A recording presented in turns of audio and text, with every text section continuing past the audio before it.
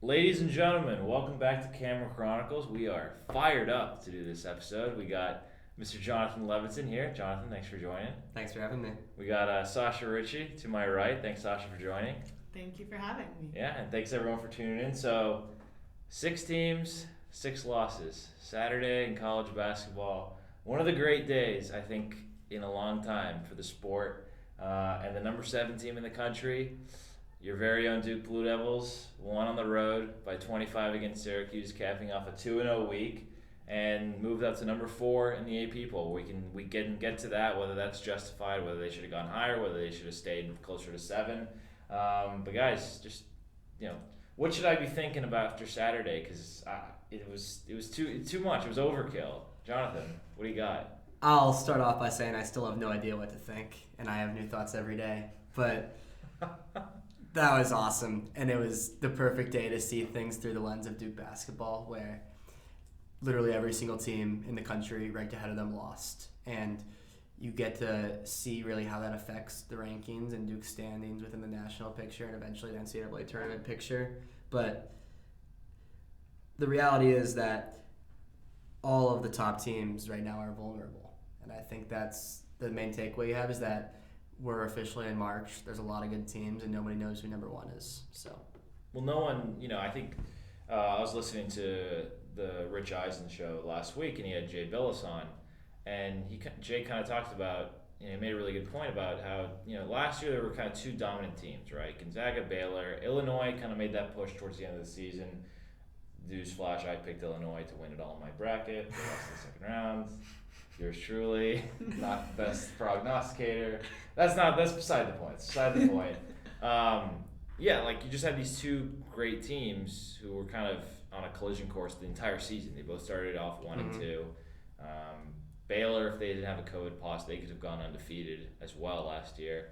Gonzaga obviously was undefeated till the last game, and you just don't have those dominant teams. Gonzaga is a really good offensive team. I mean, Bill has said during that interview, he still thinks that Gonzaga is the best offensive team, and I agree. They're passing, they're cutting, they're shooting. It's all no college team is as good as an NBA team, but it's NBA level, just the stuff that they run.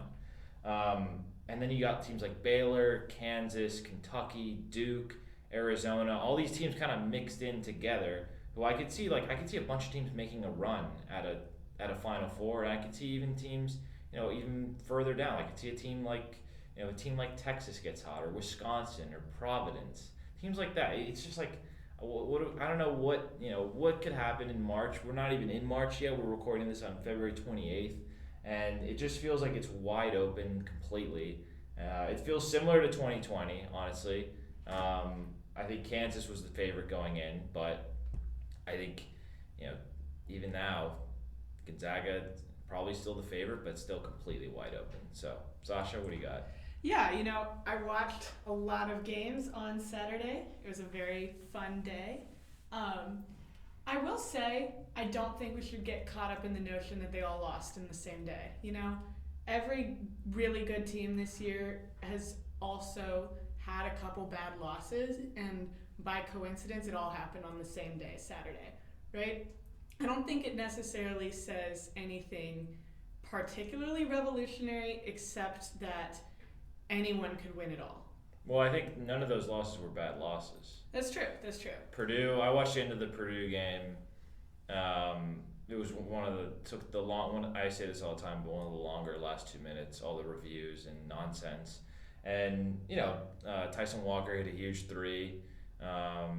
Michigan State needed a win. Michigan State's still a really good team. They're got a good chance to make some things happen, I think, in the Big Ten tournament with how good of a coach Izzo is, and their backcourt, can light it up when they get hot. But it's a really good team that needed a win like that. And Gonzaga, St. Mary's is a great program. They're the second best program in that conference consistently.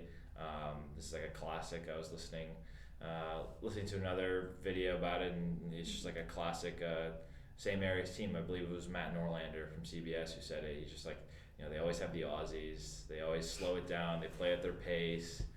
And this is one of those classic teams. And then, the one team that had a bad loss was Arizona. That's what I was going to say. Well, I will say, I was reading about that. When you look at it, you're like, that's a terrible loss. How did that happen? Colorado, Boulder is so much higher altitude than where Arizona plays normally. And that can really affect athleticism. You know, you talk to any distance runner when they have to run a marathon in high altitude. That takes a lot of preparation. And Arizona, you know. It's outdoors, though. Boulder's a hard place to win. Yeah, it's just a hard place to win. And that takes some adjustment. That's a fair point. That was still the worst. It's still the worst of the losses, but, you know, you can maybe excuse a little bit of it. Right. Well, I hadn't thought of that. We'll have to consult with our meteorologist to see. I'm excited to see what happens down the stretch in the Pac-12. There's a lot going on there, and it just got a lot more interesting. I still think Arizona probably wins that conference, but I think you're probably right. I think UCLA they're dealing with some injuries right now, some inconsistencies. They're, I think, a little too over-reliant on Juzang and Jaime Jaquez, but I love those two guys. I just think, how much of the load can they really carry? And then just going down the line, I mean, Kentucky, I watched a lot of that game against Arkansas. The must bus gets the job done. Arkansas's a really good team. They've beaten a couple people. They beat Auburn a couple weeks back. JD Nota is a stud. He put up 31 and 7 assists on Saturday. Something like that. Counteracting Oscar Tshiebwe, another heroic performance, like 30 and 15. The guy does it all. He's insane. He's not a machine. He's Oscar. And then Auburn losing to Tennessee. Watched the end of that. Kennedy Chandler made a huge basket for Tennessee. Interesting to see Tennessee kind of close some games. I've got some issues with Rick Barnes. I think he low-key kind of is a bad coach, but good recruiter. But look, second round exit with Kevin Durant. No further questions. It's just like a crazy day of college basketball.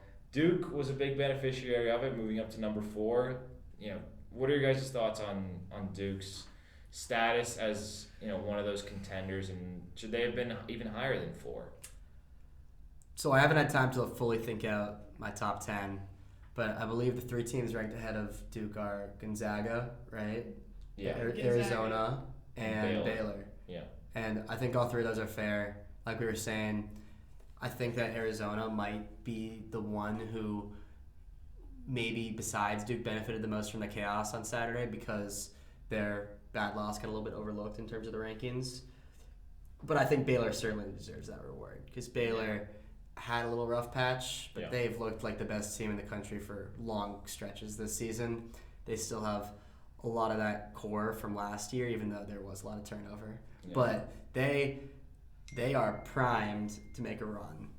And in terms of this week's rankings, like they benefited from beating the number 5 team. You know, Duke is never going to get rewarded that much for a win with the ACC being in such a down year. Yeah, I think Baylor early in the season, when they were healthy, they looked like the best team in the country.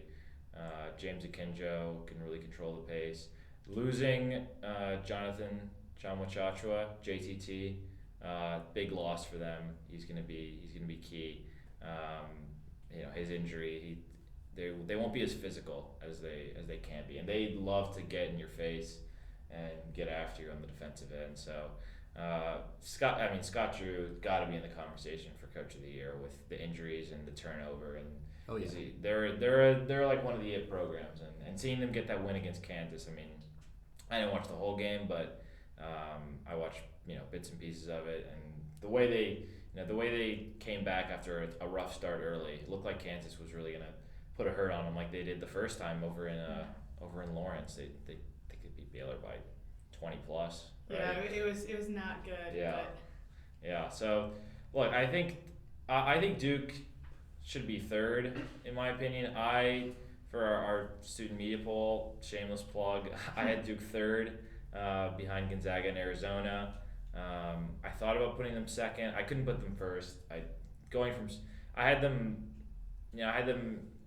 lower in the top 10, closer to like 6 or 7 before. I just couldn't justify putting them up to 1, and I don't think they're not the best team in the country. They're a really good team, and they're the most talented team in the country, along with Gonzaga and maybe Kentucky. But I don't think Duke's really benefited from last week, but I think they still have to fight to get a 1 seed because that's all that matters. The rankings, they don't really matter. It's what matters is the bracket, and Duke's now moved up to the number 7 overall seed, correct, in the West.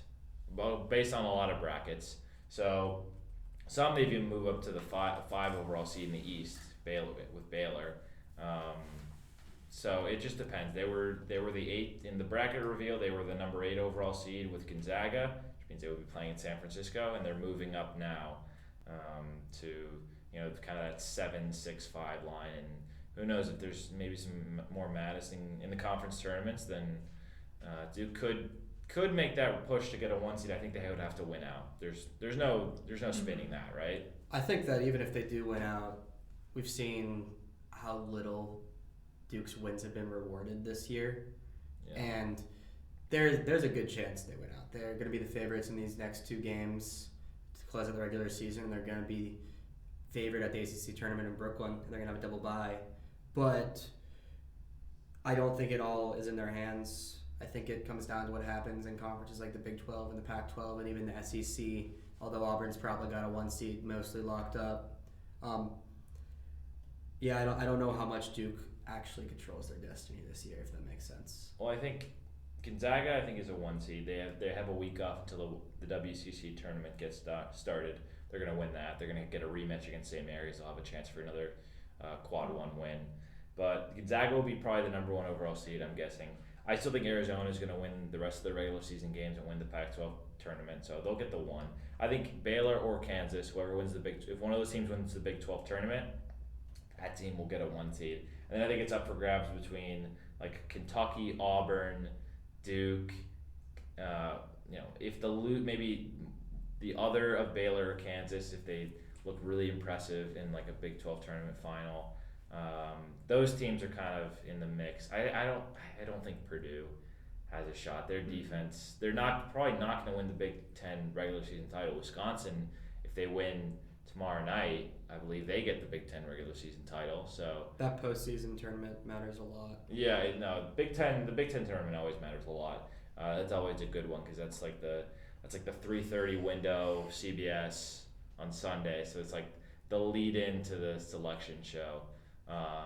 So I have the CBS Sunday games in my head because I just watch golf on Sundays and I'm always pissy about the coverage gap. So I think it's a crazy week. It was a crazy week for college basketball. Great week for the sport. Shows how good it is when there's still parity. The difference between college basketball and college football, men's college basketball and college football at least, is definitely like there's just a lot more parity. I mean, we see Alabama, Georgia, Ohio State. Those teams always taking control of football. Yep. And basketball, it's a little different. So, anything else on that front from you guys? Yeah, I think y'all said everything that I kind of am thinking about with the tournament. I'm echoing what Jonathan said. Like, Duke, I don't think can really control whether they get a 1 seed at this point. Yeah, all they can do is win the ACC. Yeah, they have to win the ACC and they have to hope maybe for an upset in the SEC tournament or the Big 12 tournament, something like that. Oh, North Carolina, Big 3, up 2 against Syracuse. we're also reporting live on this game. Reporting live. Gerard. Syracuse tied the game. All right, back to our regularly scheduled programming. This game looks like it's going to overtime. So let's get right into it. Let's get into the games from last week. Let's start off with Virginia. Jonathan, you were there over in Charlottesville. Another classic Duke-Virginia matchup. Duke wins 65-61. Not the best game from Paolo Banchero or Wendell Moore, but AJ Griffin and Jeremy Roach. Really, AJ Griffin with 10 points down the stretch, 2 huge free throws to ice it. Jeremy Roach led Duke in scoring with 15 points and a huge 3, I believe, to give him an 8-point lead. Just over midway through the second half. So Jonathan, take me through that win. What does that win mean for Duke and what does it mean for them in that moment, and what does it mean for them going forward? I think first of all it was a big win for Duke, just in terms of being able to redeem their loss a few weeks earlier. If you don't remember, Duke lost a really tough one to Virginia on a last-second three by Reese Beekman. I think it was 68-67 or 69-68. And this one was clearly going to be a close one, and Duke didn't have its best start. And it was really Roach who came in and gave them that kick early on and kind of carried it all the way through the end of the game. Felt like every time they needed a timely bucket, it was Jeremy Roach. He hit a big three in the early going after they were struggling to break through that pack line defense. Had a big N1 later in the half, I believe. Gave Duke its first lead with a little floater down the paint. Had a big three in the second half, like you said. And mainly just controlled the flow of the game. And I was impressed because it seemed like he was just so ready to do it, and even to be locked in on the defensive end. He's seen his minutes be pretty constant this year, and for the first time, really, he played under 20 minutes in the 2 games that preceded that Virginia win, and he was ready to come in and play 32-odd minutes and lead a Duke team that needed it, that didn't have Paolo Banchero's best stuff, that didn't have Wendell Moore's best stuff, and they went and beat a Virginia team that really is one of the better teams and tougher teams to beat in the conference. Yeah, I mean, I've had a lot of issues with how they've been handling late games. I mean, just think of the first meeting with Virginia. They had a chance to ice it. They had it in the post with Paolo.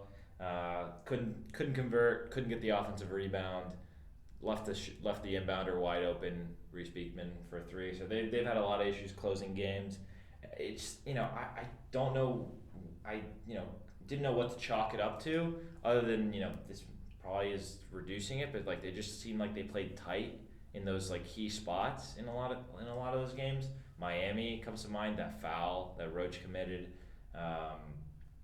just leaving Beekman open, just like some of these key errors, like just lack of execution, that can be attributed to just maybe playing a little tight. But it was totally different against Virginia. I was really impressed with AJ Griffin. Full disclosure, I was at work during the game, but I watched the whole second half when I got back to my dorm, just like had the recording. And they needed someone, like Virginia got that run. Beekman hit a three. Clark hit that floater that looked like it was a moonshot to cut it to one. They needed someone to go out and get it. They didn't need someone to just take fall away jumpers. They needed someone to take confident in rhythm shots, and Griffin went and got it. They needed someone to just go out and take that game, and that's what they did, and that was a huge step for Griffin. Another step really in his evolution and maybe becoming one of the guys who can close for this team, because he was, he's always been like just kind of like the icing on the cake for this team. Then he moved into a key contributor, a starter, versus his role at the beginning of the season. Now I think he can really be like one of the guys who can maybe close the games out. So, Sasha? Yeah. One of the most interesting things I think to me about that game was, you saw Jeremy Roach kind of become the guy that, led them through, but Roach has been defined by his passing this season. That's been his biggest strength, and then he had 0 assists that game. So it was interesting to see him step into a different role, but excel when he needed to excel. Yeah. He knows, he's very patient in picking his spots. He takes care of the ball very well. Even Saturday, we'll talk about Syracuse in a bit, but just the way he operates against the zone like that, ball fakes, looking for cutters, looking for guys flashing in the middle. He's been really impressive, really, since Keels went down with that injury. Like those last 10 minutes of Florida State to now, he's been one of Duke's most dependable players, and that's something that they really needed from that position, because one of the concerns about this team, I know they have a bunch of ball handlers, but they don't have like that one steady point guard, guy who can just bring consistent point guard play. I know that's been a concern that I think a scout had mentioned back after the Ohio State game. I remember Brendan Marks mentioning that, like how one scout he overheard a scout saying Duke needs like consistent point guard play if they really want to win. They really want to win a title, and I think they've got that now with Roach and Moore kind of alternating and really serving. When Roach is on the floor, he's really handling the ball for a lot of the time, and when he's off it and Moore's on it, Wendell he's able to use his size, use his vision, his passing ability. Those two guys are a great 1-2 punch at point guard. So, what else? What else you got, Jonathan?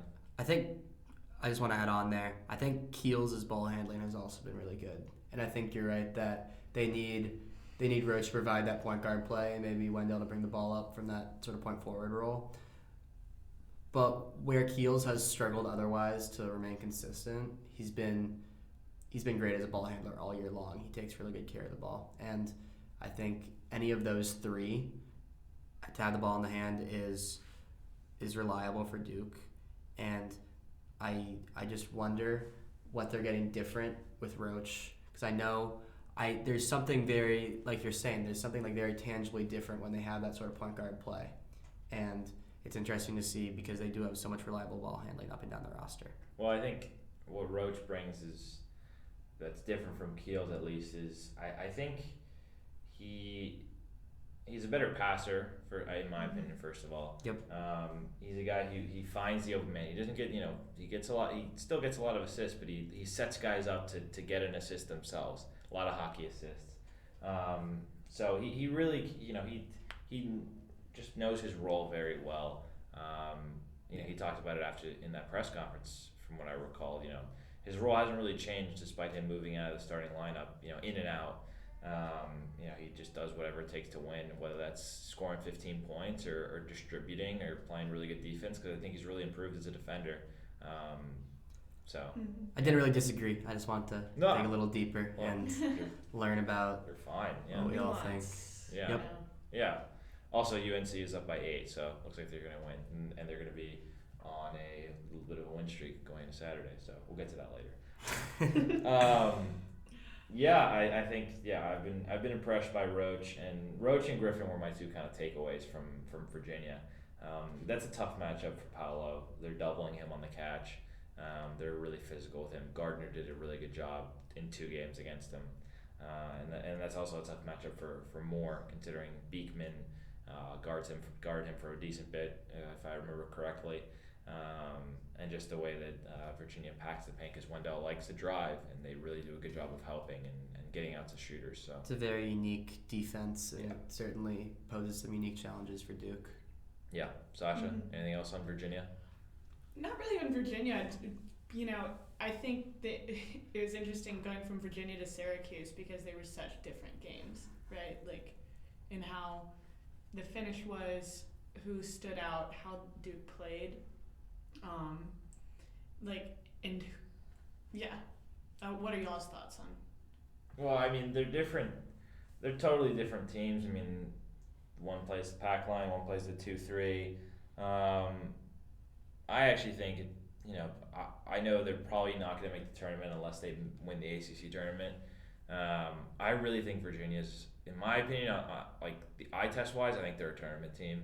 I know Coach K said it in the presser. Maybe it's a little ACC bias, but just they're so steady at point with Kihei Clark. They have the role players, they have the guys filling what they need to do. Gardner is a very underappreciated, piece for them.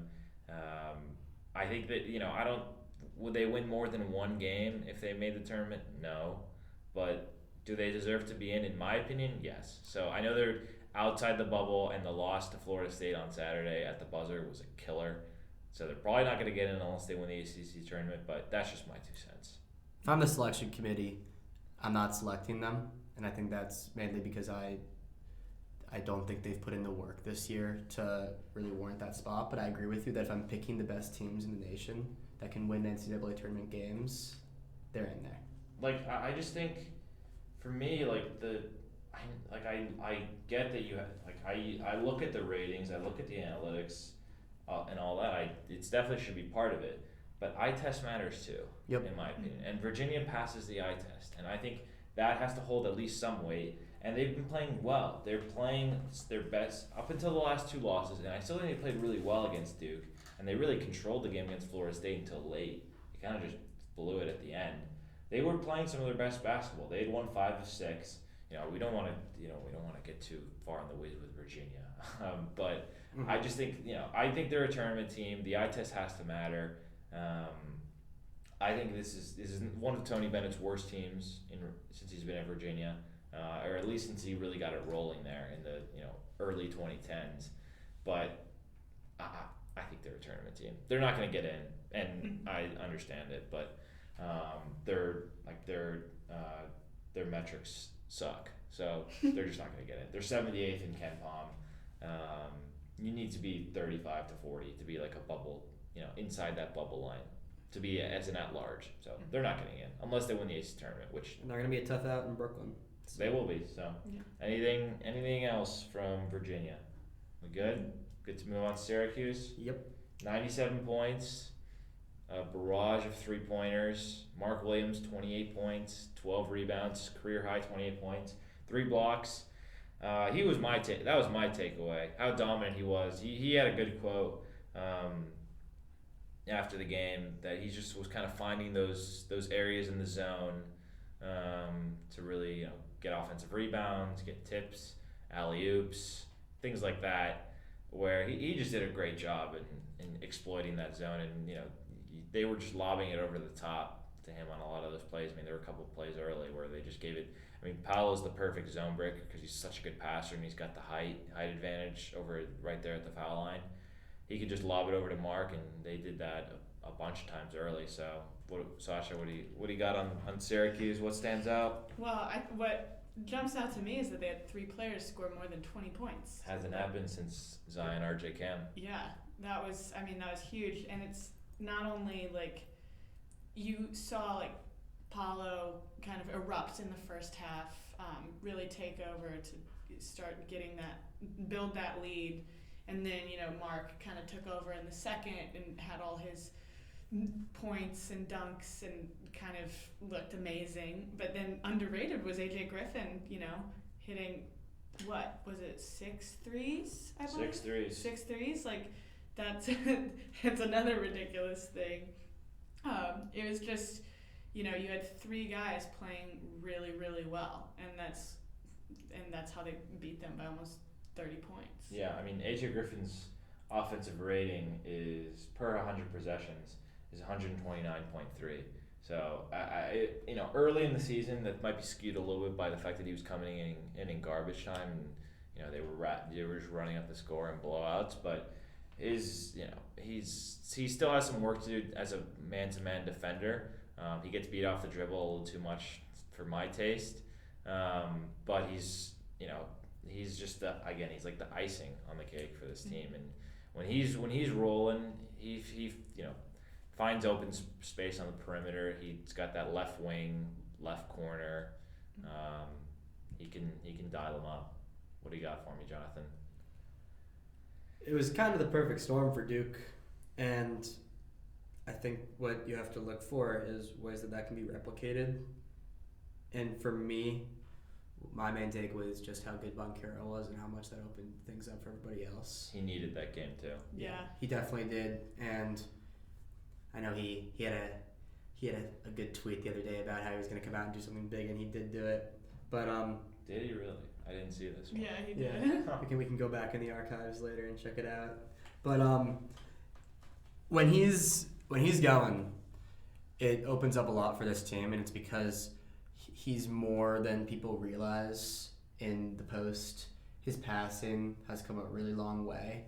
He had 9 assists. Yeah, he had 9 assists. And no, he's a great. He's not a good passer for a big man. He's not a decent passer for a big man. He's a great passer. Period. Yeah, he's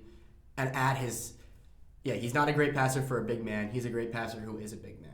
And that, being 6'10" and being able to see over the zone defense in this case really opens things up. Yeah. When he's I dare say, him having some of these lower scoring output games where he's forced to contribute in other ways has done him some good, because he's able to do more as Duke's primary option. Still, I'll always think that his most impressive 10 minutes of the season were those final 10 minutes at Florida State, where he scored and assisted on everything, and it didn't end up being enough in the end. But we saw some of that Paulo on Saturday it was, and the more we see of that Paulo, who can not just get himself involved, but get Mark going, get AJ really shooting for easy points. And no, we didn't see a whole ton of Wendell Moore, Trevor Keels, or even Jeremy Roach, who did have a nice scoring game. He had 10 points. But that's the key for me. Yeah, sorry to interrupt you, Sasha, but like when Paolo is playing like that, like Duke's ceiling is so freaking high. Mm-hmm. Like, because they just need another guy to step up. And on Saturday they had 2 guys who really stepped up. If Paolo's playing like that, they just need AJ Griffin to hit 3 or 4 triples, or Mark to have a nice game down low, or Wendell to step up and kind of have another one of those 15, 5, and 5 games. They just need one and a half of those, like those 3 guys kind of. That's the threshold, in my opinion. And if with plus Paolo, they're such a tough team to beat because there's so many options, and they're good enough from the perimeter. They have the length, the size, the height. I don't know whether I'm going to pick them to win the title. We're going to do our bracket stuff in a couple weeks, but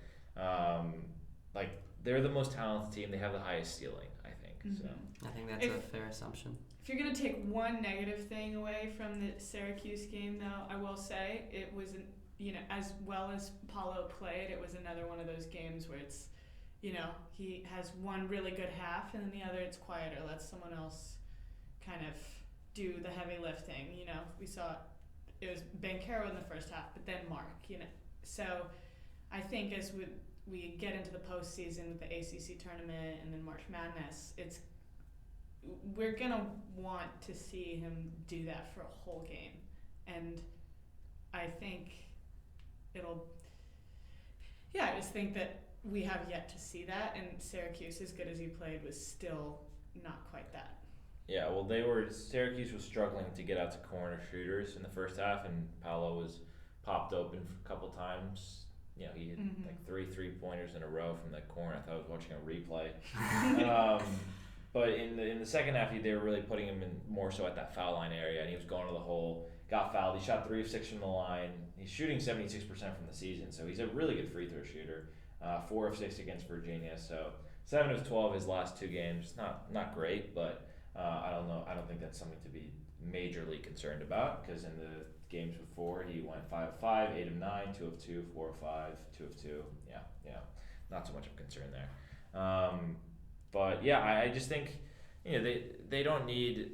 They need, like, oftentimes Duke just needs that one 10-minute run, 8 to 10 minute run where they can really they can knock down a couple threes, get Williams going inside, and then besides that they can rely on Banchero and Moore, their 2 most important players in my opinion, to control the game and to really take them to a lot of these victories, and that's what they're going to need come March. So any other takeaways from Syracuse? Mark was the takeaway for me, and just their shooting, the way they space the floor. This is not a Duke team that you can zone, so that's something you should watch for in the tournament. Because teams can go zone against Duke. We saw teams go zone against the 2019 team. The UCF went zone against them, and nearly knocked them off.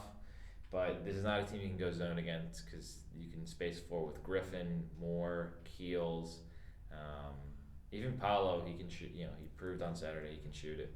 So I think seeing them play that way against the zone was especially encouraging after a couple of tough outputs against Virginia, because Virginia does play that backline defense, and it's a little bit different. Mm-hmm. And they had a little bit more. The thing is, the middle is open against this 2-3. So it's different. You can get into that middle, and then you can have cutters, space to the wings, the corners. But I hear what you're saying. To keep going. I'm just saying that it's good to see them succeed against a defense that dares them to shoot. Yeah. Because we see how when they are given the opportunity to hit down shots, they're going to.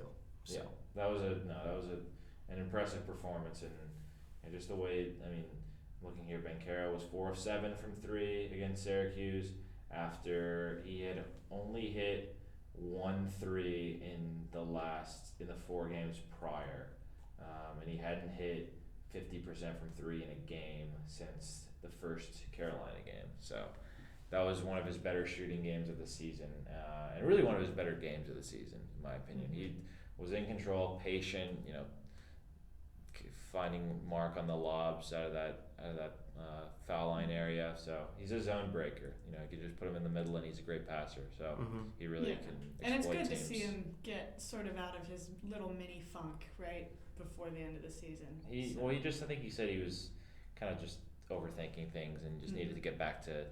I don't know if I'm probably paraphrasing him, but it was along the lines of just getting back to basics offensively and just exploiting his matchups and getting to work quickly, not wasting dribbles. I know that's something that they've been working on with him.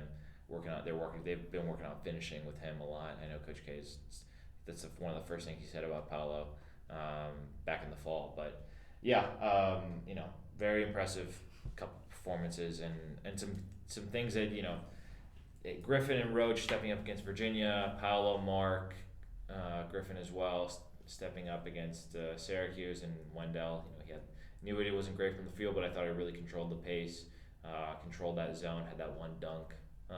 So he's always shown his athleticism here and there. But if they can kind of mesh that together across opponents, I really think this is a team that can do a lot of damage. So anything else we got from Syracuse from last week for Duke? No? All right, well, we're going to wrap it at that. Obviously, Duke's got a couple games this week. Pitt tomorrow night on the road. So our Micah Hurwitz and Cameron DeChurch will be making the journey up to the Steel City tomorrow morning. So they'll bring you all the coverage. And we will try to do some preview stuff for UNC. And we got our Coach K supplement edition coming out later this week. So be sure to pick that up from newsstands, and check out our website, DukeChronicle.com, and at Duke Basketball on Twitter for all things Duke. So thanks everyone for joining, and guys, thanks again for hopping on again. Thanks, Max. Yeah, all right, thanks everyone for joining.